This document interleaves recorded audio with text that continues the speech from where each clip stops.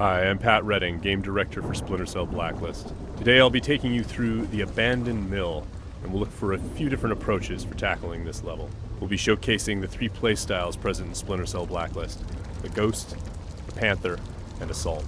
First, we'll ghost through this section of the map, which means we'll take a silent, non-lethal approach and use the shadows as cover. We can tell by the goggle glitch that there's a tech enemy nearby. This enemy jams our visual signal, rendering our goggles useless for the time being.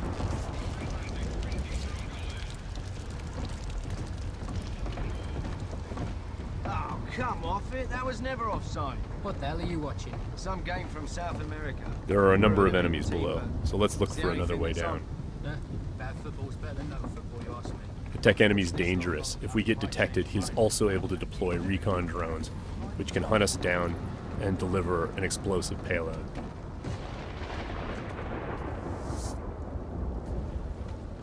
Now that Sam is in the shadows, we can take out the tri-rotor safely and do some reconnaissance to figure out where that tech enemy is located.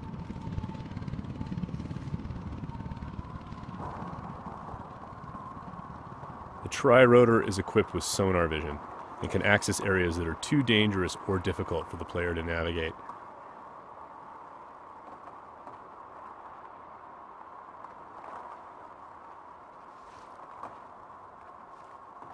The tri-rotor can also mark enemies that are out of line of sight, perform non-lethal takedowns, attract enemies, or detonate itself if things get messy.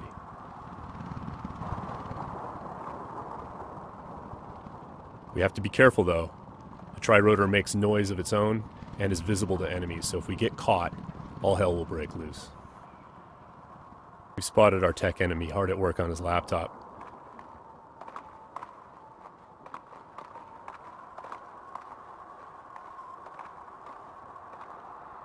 Now we're going to use the sticky shocker to take him out. Of course, that's going to leave a telltale body lying around for the enemies to discover and get alarmed with. So we need to move quickly. What have we got here? What's that? One way for us to manipulate the AI is just to attract them outright with a whistle or a whisper.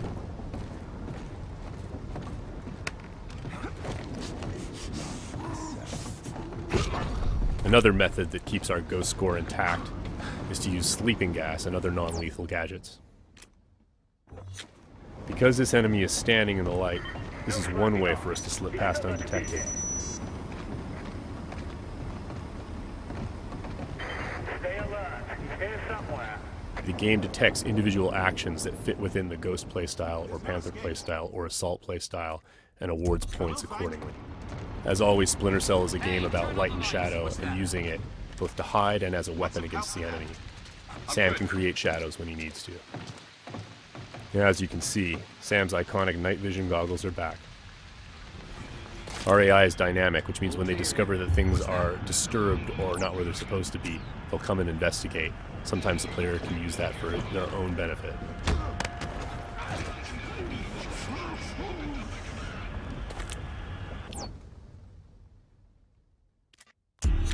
Now that the tech enemy is out of the picture, we can use our sonar goggles to better see our surroundings.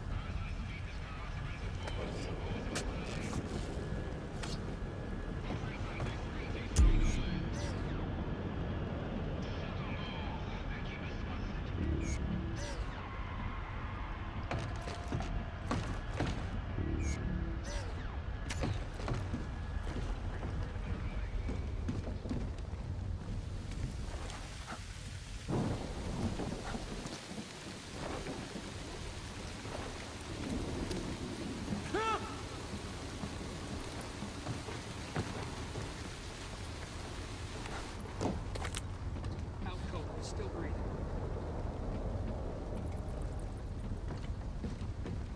Light and shadow are hallmarks of Splinter Cell. We'll use the shadow as our cover to move through this area. All clean here. He just sent us a message.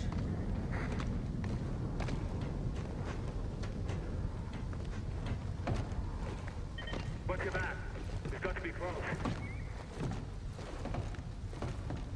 Come up now and I'll treat you gentle. I'm gonna sit tight right here. Now, we're going to go through the same area, take a slightly different approach, the approach of the Panther player. That was never offside. What the hell are you watching? This approach involves staying undetected, but striking lethally from the shadows and leaving no one standing. Bad football's better than no football, you ask me. Watch this lot long enough, you might change your mind, mate.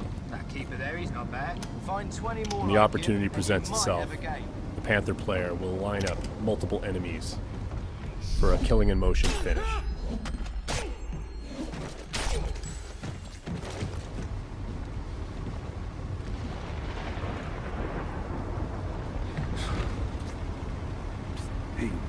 And as with the Ghost, it's still possible to attract and manipulate the AI. It's just the end result is a lot deadlier.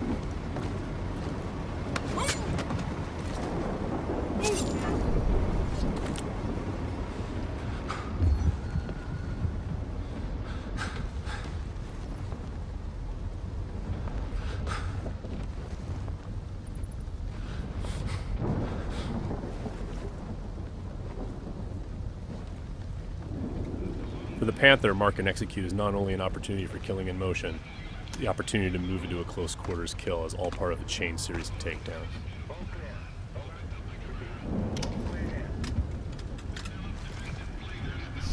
Drone is locked.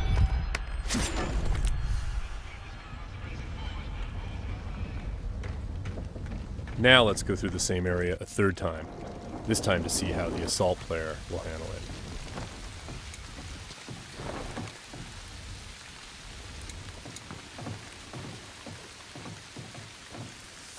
This player's all about taking kinetic action. They don't mind being loud, they don't mind being detected, because they know there won't be any witnesses left behind to say anything about it. We're going to be more aggressive with these guys here and see what happens. Watch this lot long enough, you might change your mind, mate. That keeper there, he's not bad.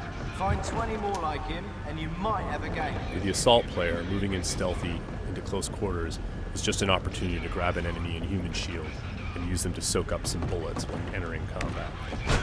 That's not gonna help.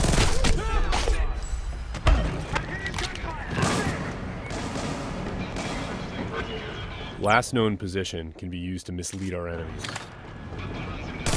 Because we were detected, the enemies are now on alert, and the tech enemy has launched his drone attacks.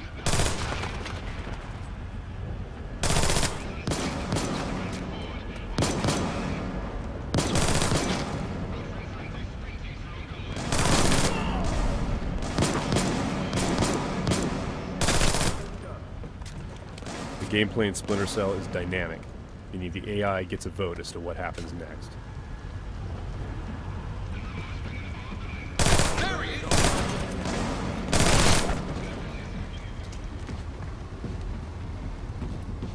Let's keep advancing and take that tech AI out with some hand-to-hand. Drone is locked. That was just a snapshot of what you can expect. Stay tuned for more Splinter Cell news in the weeks to come.